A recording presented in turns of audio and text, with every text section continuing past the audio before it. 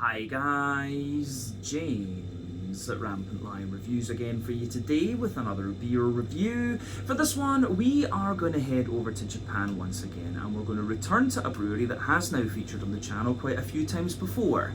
Now, these guys are still a relatively new addition to the Japanese beer scene, but they've built up a very good reputation for themselves over the last few years. And if people were to ask me about this brewery, I would say that they're most definitely best known for their different kinds of New England hazy, whatever you want to call them, IPAs. They have done quite a few sour IPAs over the years as well, which are interesting beers, and I've noticed that in the last year or so they've been diversifying a little bit and doing quite a few different styles, like some smoothie sours and some West Coast IPAs and things like this. So hopefully we're going to see more different styles from this brewery going forward. We'll just need to see.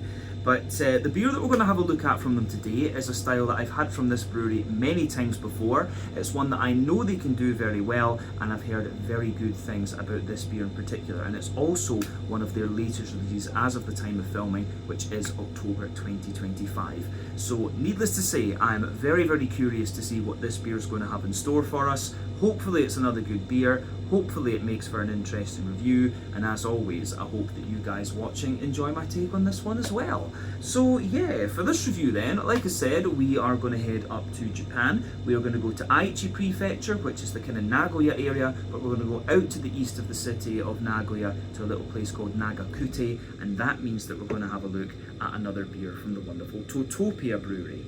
So this particular beer is called Cosmophobia. It comes in at 10% ABV. It's a New England hazy, Imperial Triple, whatever you want to call it, IPA. It's got a pretty damn interesting hop bill, and it's also been brewed with a double mash, which should make it quite a nice big beast. But yeah, like I said, I've heard very good things about this beer. It seems to be very highly rated. It was 4.19 that it had on Untappd, which you should always take with a bit of a pinch of salt, but quite often it gives you a fairly good measure for how good your beers are going to be. And yeah, anything from Totopia that's in the hazy IPA category always tends to be pretty damn good in my experience. But this is one of the heavier New Englands that I've had from these guys from memory, and yeah, I think it should be pretty nice. I'm quite excited to try this one. This one I actually picked up at a new bar I discovered in Shinsaibashi in Osaka, Ie. So they've got a great selection of Japanese stuff and stuff from the rest of the world. So if you find yourself visiting Osaka, Ie Bar is one of the places that I really recommend that you go, and I'll be back there during my next visit in December, I'm sure. But yeah, let's crack on with this one then and see what this beer is going to have in store for us. So, as always with my reviews then, I'll tell you a little bit about the brewery before we taste the beer. If you want to get straight to the tasting though, just fast forward. All the usual links can be found in the video description below. That's the brewery website, the link to my other reviews that I've done from Totopia Brewery before, and there will no doubt be more added to that list at some point in the near future, because I'm over in Japan quite often, and these guys do appear here in Hong Kong every so often as well, and I love their stuff. But there's all the usual social media down there. If you want to see more reviews, do please consider subscribing to the channel. The support that you give is massively appreciated, and remember, you can go into the channel homepage and search for beer using the geography tagging system. So just go in there, use the little search bar, put in your hometown, state, county, province, whatever you like. If I've reviewed beers from the area that you search for, they will pop up. Failing that though, you can check out the playlist of beers from different countries. You'll find this one in the Japanese playlist along with a number of other things. That's been added to quite regularly, of course, because like I say, I'm over in Japan often, and I do love my Japanese beers, but do make sure you check out the playlist of beers from other countries as well, because there are some very interesting things on the channel these days, even if I do say so myself. And if you are particularly interested in Japanese craft beer, make sure you check out my friend Nevitt Reagan over at Japanese Craft Beer Reviews. I'll try to remember to put the link to his channel in the video description for you below. But anyway, let's go on to my brewery notes to tell you a little bit about Totopia Brewery once again then. So, Totopia Brewery, as I've mentioned to you already, are based in Nagakute in Aichi Prefecture, just out to the east of the city of Nagoya, and the brewery was founded back in 2022, and it is the latest venture of the team behind Beer Pub Brick Lane in Nagoya, which kind of acts as this brewery's unofficial tap room, I guess you could say. So Beer Pub Brick Lane was founded back in 2014 by Junya Morita along with his wife Akiko, along with 3 other friends, and it's become a very well-known beer and burger spot in the city. So the following following year, they started the Nagoya Craft Beer Mark, and they started market research in the US in order to form their own import company, which began importing American beers into Japan back in 2017. But they then opened up their own beer shop, which is known as Used Like New Beer, in 2018, and this also acts as a kind of sandwich shop as well, from what I understand. That's another place I need to check out the next time I'm in Nagoya. But at this point, when they had their 2 shops up and running, they decided that they wanted to get into brewing beer for themselves, and so they started planning to form their own brewery. The name Totopia was chosen as a combination of the Japanese word toto, which means like precious, valuable, revered, something like this, and the word utopia, which, as we know, is the kind of ideal society, so hence the name Totopia. But the location of the brewery had originally been planned for Saito City, but this had to be changed quite suddenly, and then they found the current plot of 600 square metres in Nagakute, as I say, out to the east of Nagoya. And the brewery released their first beers from this brewery during the second half of 2022. They do plan to focus on using as much in the way of local ingredients as they can going forward, and they've also been working a little bit on harvesting their own hops as well, from what I understand. But like I said, for the majority of the first couple of years, they really focused on New England hazy, whatever you want to call them, IPAs. They did produce a couple of sour IPAs from what I remember as well, and it's only maybe in the last year or so that they've been starting to brew a few other different styles, which has been really nice to see. The West Coast IPA that we reviewed in the last video, the Jellyphobia, I really quite enjoyed that one. So I hope we see more West Coast IPAs from Totopia going forward, and maybe a couple of black IPAs. That would be interesting as well. But as of October 2025, when I'm filming this review for you, these guys have produced 190 different kinds of beer according to Untappd, and that number will no doubt continue to increase as time goes on.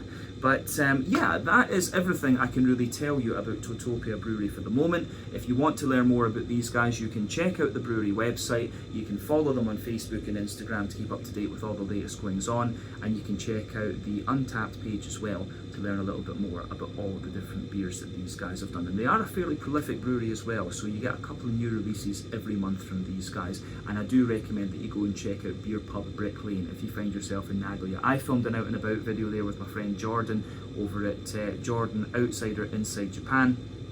You can check out his videos too, and he has a video called the Nagoya Beer Map that you can check out for the city as well. But yeah, I think, as I say, that's everything we need to say about Totopia Brewery for the moment. Let's go on and actually focus on the beer itself. So, you can take a breath now after that history section, but yeah, let's focus on this. So this can is of course a 500ml can. The half litre is quite common among the Japanese craft brewers, which is quite nice, but you can see the plain silver top there, and the artwork on this one is similar to some of the other Totopia ones that we've seen before. I actually got this one because, well, I wanted a Totopia hazy, and I liked the name of this. Having studied physics and astrophysics in particular, when I saw the name Cosmophobia, I thought, you know, we have to get one of these to do it. But then, yeah, it shows you on the side here, Cosmophobia. It's a double mash, double dry hopped, hazy, triple IPA. The hops in this one are Nelson Sauvin, Racal, Motueka, Nelson Sauvin Cryo, and Simcoe Cryo. All of these we actually know quite well. The cryo oil is of course going to smoothen out the green component of some of your hops. But yeah, Nelson Sauvin, 16% alpha acid, New Zealand hop, lovely kind of white, green, grapey characters.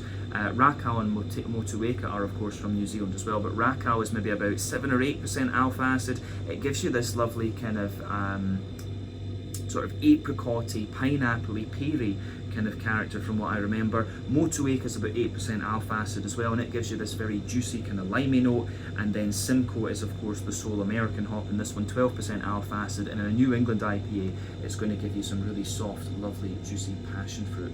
So yeah, the artwork on this one, as I say, is very, very nice. We've been through the hops and things like that.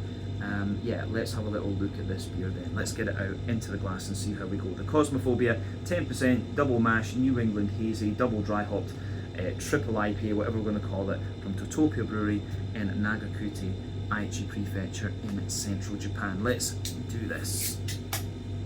There we are. So, oh, that looks nice. Damn, you can see the thickness in this thing already when you're pouring it. Yeah. this thing I'm sure will be pretty special. But yeah, anyway, it looks exactly as you'd expect of a New England IP of any description, to be honest with you. But yeah, before the head disappears on this one, we can safely say that this beer has poured with about a quarter finger of a frothy, I would say, kind of perfect white head there. I maybe would describe it as being a little bit more soapy, in all honesty. You can see medium-sized bubbles on the surface of the liquid, a few kind of soapier ones the further up that you go. But yeah, colour-wise and haziness-wise, that is where this brewery really stands out. That head is just fading away to be a kind of foamy ring around the edge of the glass and a little bit of a kind of wispy character sitting on top there. But yeah, anyway, so in terms of the appearance of this one then, I would describe this just as being like a kind of mango juice colour. It's a little bit paler to the eye than it's appearing to you guys on the camera, I would say. It looks a little bit richer than that, but yeah, it's a little bit paler there, but for me, definitely it looks really like a kind of just bright yellow mango juice. So I always love comparing the New England hazy IPAs to different fruit juices, because that really is just what their appearance reminds me of. But remember, the colour of your beer depends on a few things. One, the type of malts that you use. This goes a long way to determining your EBC rating. Two, the length of your wort boil is going to play a role, because the longer you boil the wort, the more the sugars caramelise, and thus you get a darker colour of beer. That any barrel aging that you do or adjuncts you put into the beer will affect its colour as well. But you don't often have to care about those latter two variables when it comes to the IPA style category. Now, when it comes to the level of haziness in this beer, this one is one of the soupier and gloopier ones that I've seen in recent times, but with it being a double mash and also being a triple IPA, then that kind of is to be expected. So the level of haze in these beers depends on oak content, wheat content, and to a degree what yeast you use, in my experience. But that can vary from brewery to brewery, beer to beer, and so on. But yeah, this one is certainly one of the soupier and gloopier ones that I've seen recently. There's not too much in the way of visible carbonation with this beer either. You can just see a few bubbles kind of breaking the surface of the liquid there. But all in all, looks like a really, really nice beer, this one, and it gets a big thumbs up from me. Yeah, I think we can leave it at that for the appearance of this one and go on and have a wee look at the aroma. I think this will be really quite nice, actually. Oh yeah.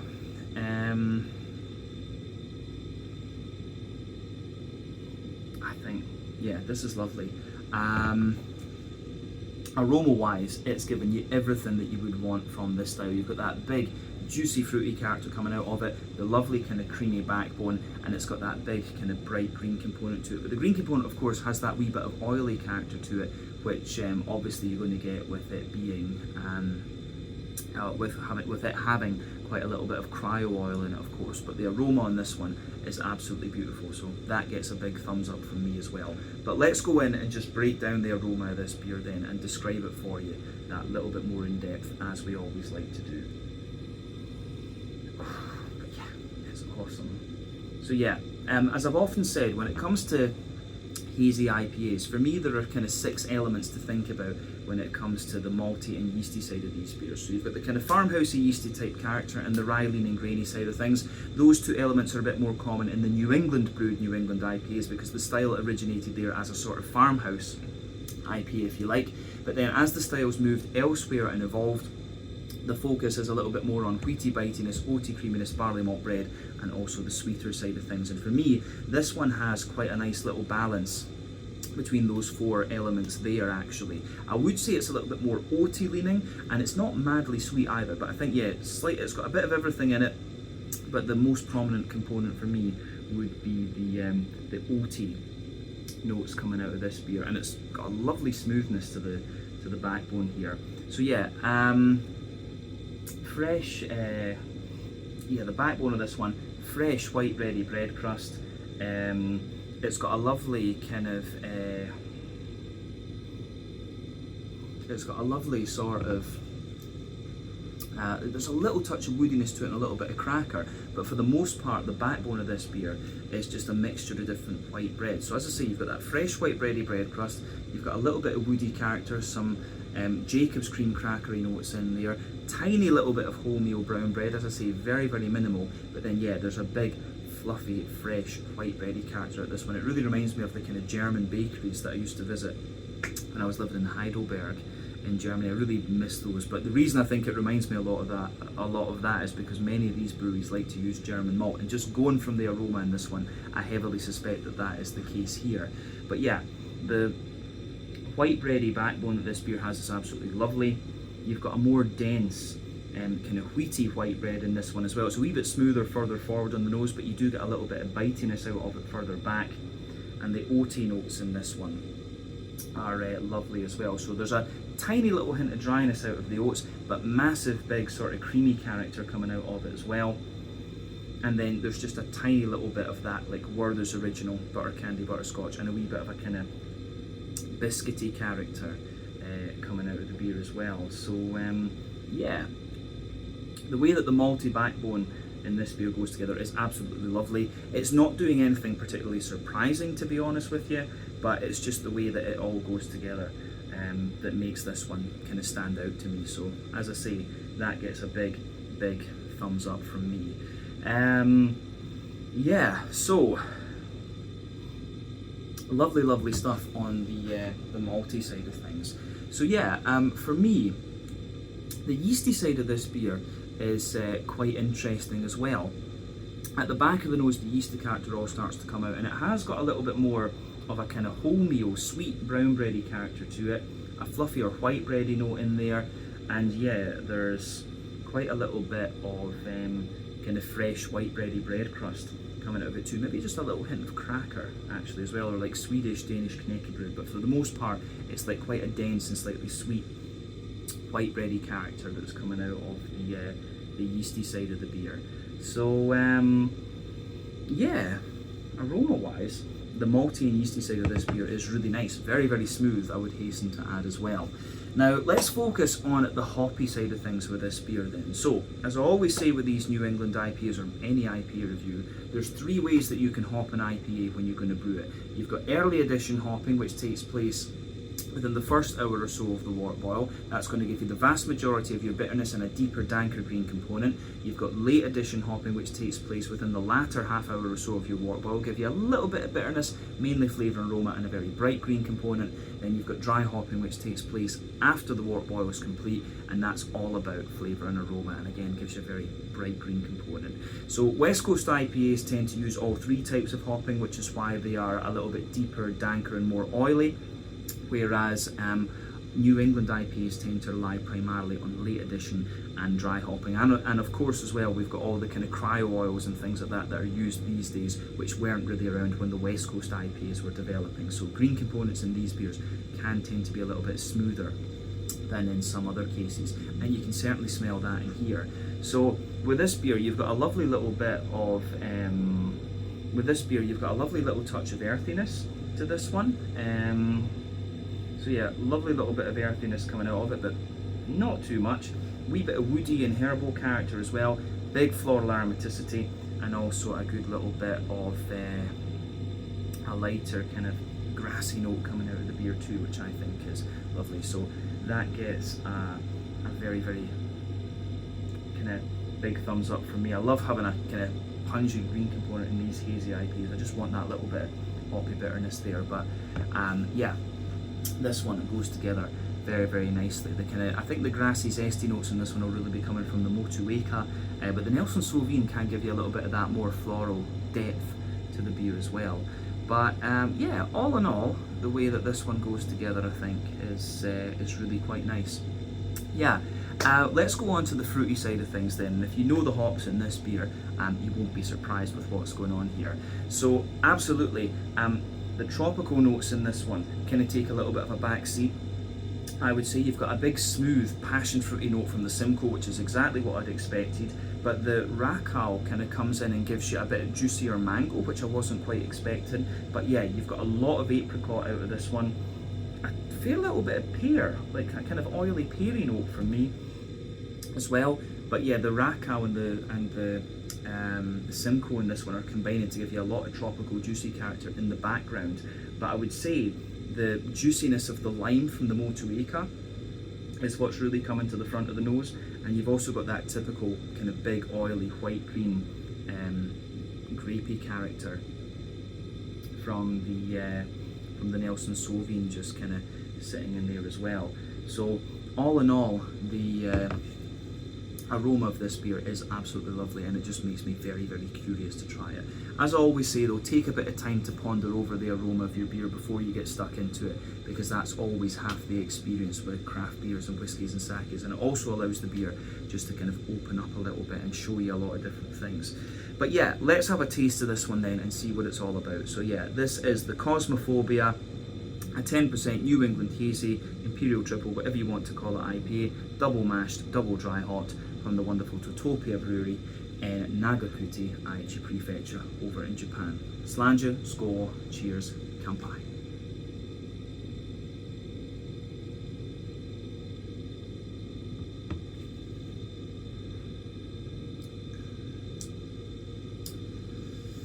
Yeah, going to say straight away, that is just pretty damn good. It's actually interesting because it's not quite as thick as I thought it was going to be, but it's just got a lovely, lovely smoothness to it, this one. And this is absolutely worth trying. If you come across a can of this, you are certainly not going to be disappointed. So yeah, get one of these for yourself and just have a go of it, because this is great.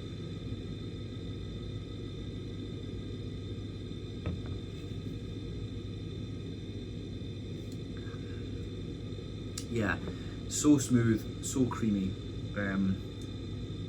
This is awesome.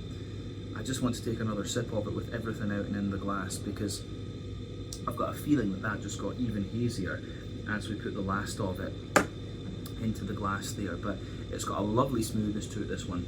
For a 10%er, it's ridiculously easy to drink.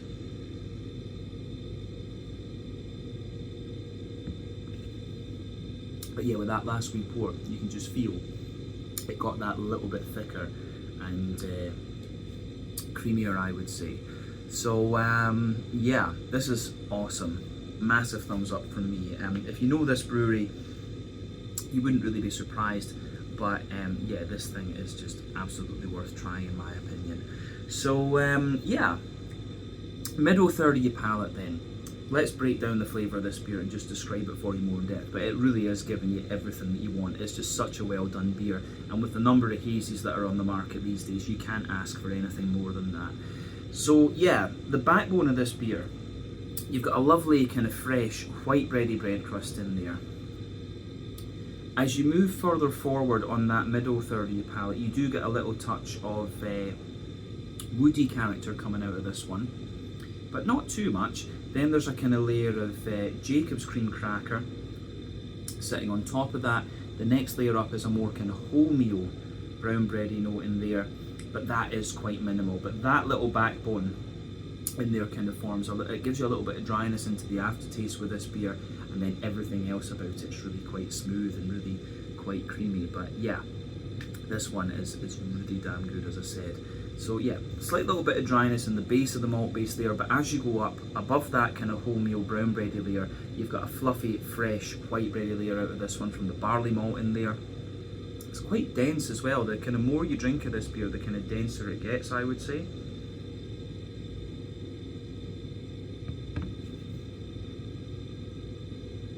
So yeah, the more that you drink of this beer, the kind of smoother and slightly sweeter as well that bready character gets, and you feel more density out of it.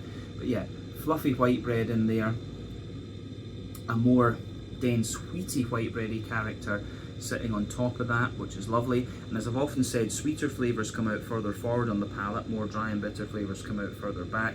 But yeah, lovely smooth, as I say, lovely smooth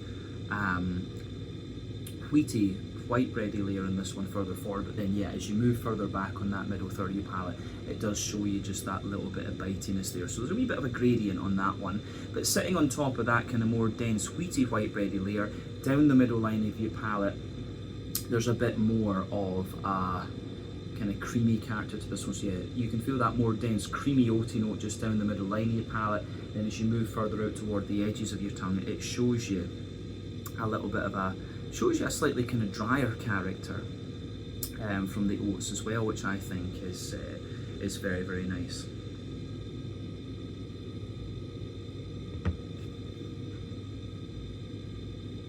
yeah, the oaty side of this one, I think further into the aftertaste, it does get that little touch drier as well. But for the most part, yeah, very smooth and very creamy. As I've often said, the oats in a New England IPA can give you a very rough idea of how fresh your beer is. Essentially, the creamier the oats smell and taste, the fresher the beer is, the drier they are, the older it is. This one is in really good condition. I think this beer is probably in the can maybe about 6 weeks or so, something like that, maybe 8 weeks. It feels like it's kind of in its prime at the moment.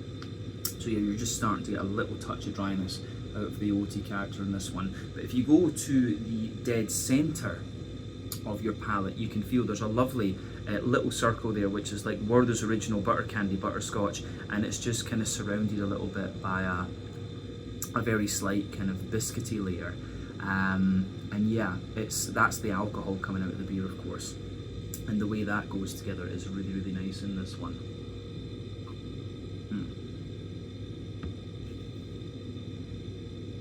So yeah, I think that's everything we need to say about the middle third of your palate with this beer, in all honesty, and it really does go together very nicely. So let's go to that back third of your palate then. As I've often said, the back third of your palate is going to give you very similar flavours to the middle third of your tongue, but just at different intensities, if you like.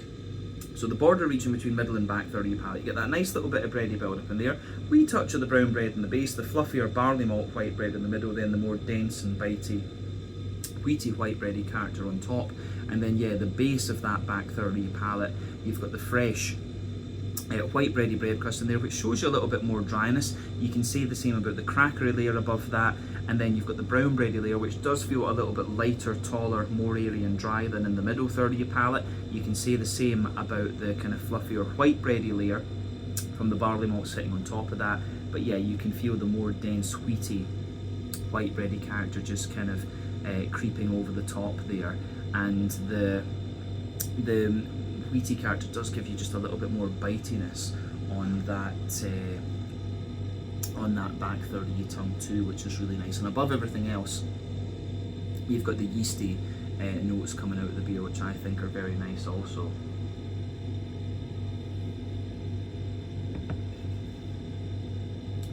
So yeah, the yeasty side of things for me, it's yeah, the yeasty side of this beer for me, at its core, it feels like it's got a slightly more dense and slightly sweet wholemeal brown bready character.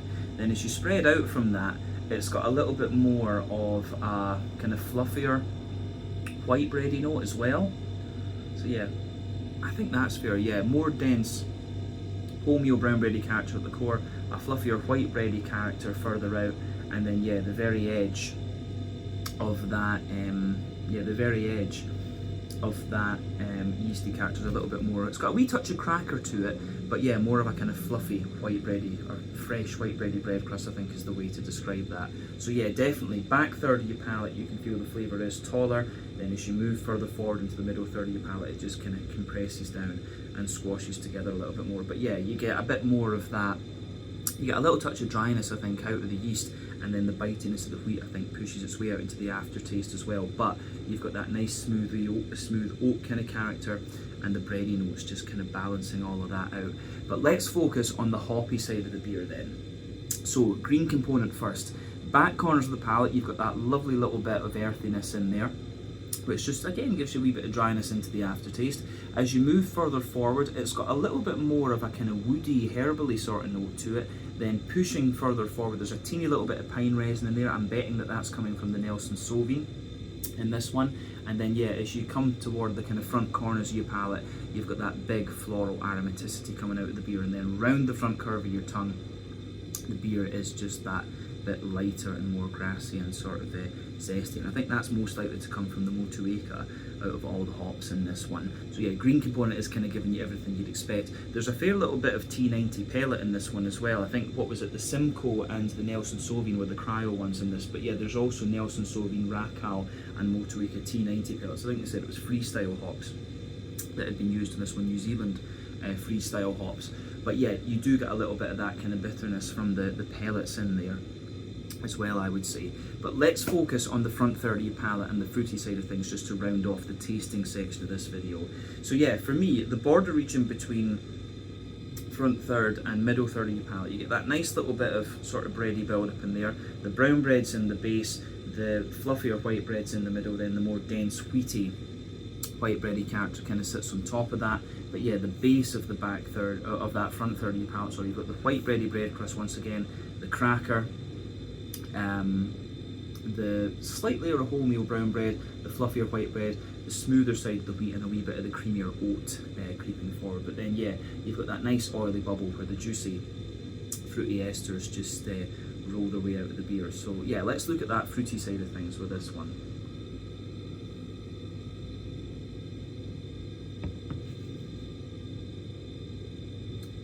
So yeah, when you take the beer in, it's got quite a little bit of that, it's got quite a little bit of tropical, it's got quite a little bit of kind of almost citrusy punch to it when you take it in.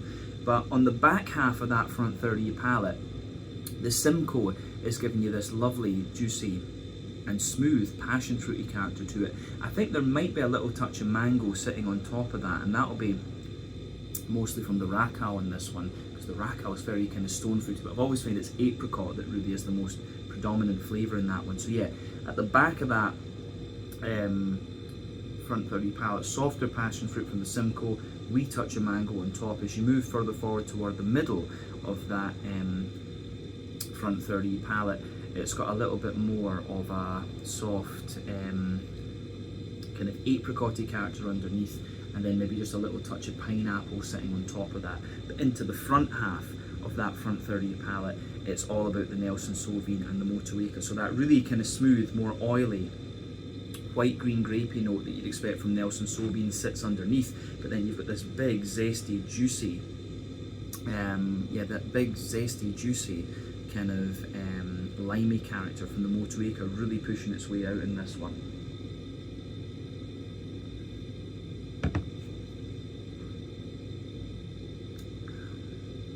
And yeah, I think it's interesting because it's kind of, the fruity flavour kind of goes up to a peak when you first take it in. It's quite citrusy, I think, from the just the hoppy impact, and then it goes down. You get the kind of juicier side of the tropical fruit coming out of this one, the Simcoe and the Racal, and I think the Nelson Sauvin sort of smoothing the whole thing out as well. But then yeah, I think the Motueka really gives you a little bit of bite into the aftertaste with this one and gives you that big kind of limey character coming out of the beer, and then it starts to just fade away again. You get more of the Nelson Sauvin behind that. So the fruity side of this beer for me is really, really quite interesting. Kind of a sort of an unusual combination of hops in this one actually, but it works very, very well for the beer. I'd be very curious to know how they've developed this. Have they gone with a malt base that they like, or have they gone with a kind of fruity profile that they want to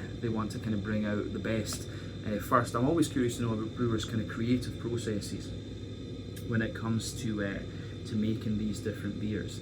But yeah, this one, the more that I drink of it as well, the more kind of wheaty and bitey it gets, but the oaty creaminess is absolutely there as well. So I think that's one of the other surprises I'd say with this one, is how prominent the wheaty side of this beer becomes the more that you drink of it. But all in all, a really, really nice beer, this one, and I'm glad that I got the chance to try this. I think this is maybe the strongest New England hazy that I've had from Totopia. The only other one I think could be the second anniversary one, which might have been around the same strength as this as well. But all in all, a lovely New England triple, this one, and I think it goes together very well. So let's round off the review then with a wee quick look at the mouthfeel. For me, this one I would say is sort of top end to mid-bodied, bottom end to full-bodied. The carbonation is very, very smooth in this one. It's got a lovely kind of creamy mouthfeel to it, but with a wee bit of zip, and it still has a little bit of that, what I would call Japanese cleanliness. As I've often said, Japan, as a volcanic island, their water quality is awesome. There's no doubt about that. But one of the things that Japanese people have, a kind of preconception about beer, is that it should always be drinkable. So the Japanese beers for me are always just that little touch lighter because of the water quality, and because of that, I suspect, preconception that beers should be drinkable. So no matter how big the flavour of your beer is, you'll always just feel it's a little bit clean and a little bit light in a sense, and you do get a little bit of that in this beer, but not too much, I would hasten to add.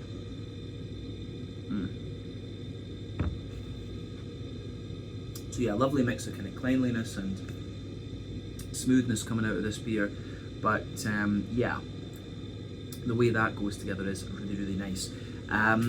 As I said, for me, the IBU in this beer, I think this one's maybe got about 50-ish IBUs. It does feel that there's a wee bit of kind of poppy bitiness to this one, probably the T90 pellet, so I would say 40 or 50 IBUs coming out of this beer, which is kind of standard when you go to the higher ABV part of the New England IPA spectrum. The malt base is a wee bit drier underneath, smoother in the middle, and it's got a very slight sweetness on top, but it's quite wheaty and bitey, this beer, the more that you drink of it. The creaminess kind of balances that out as well. Wheatier and biter on the back of the palate, smoother in the middle, but then yeah, you've got all that lovely juicy tropical fruit coming out of this one, so it gets a big thumbs up from me. I really like how this beer goes together.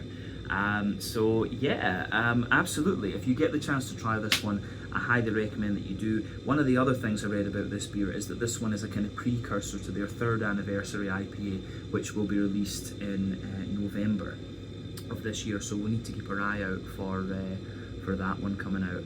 But yeah, this has been awesome. This one was the Cosmophobia, a double mash, double high dropped, double dry hopped New England Hazy Imperial Triple, whatever you want to call it, IPA at 10% ABV from the wonderful Totopia Brewery in Nagakute, Aichi Prefecture in central Japan.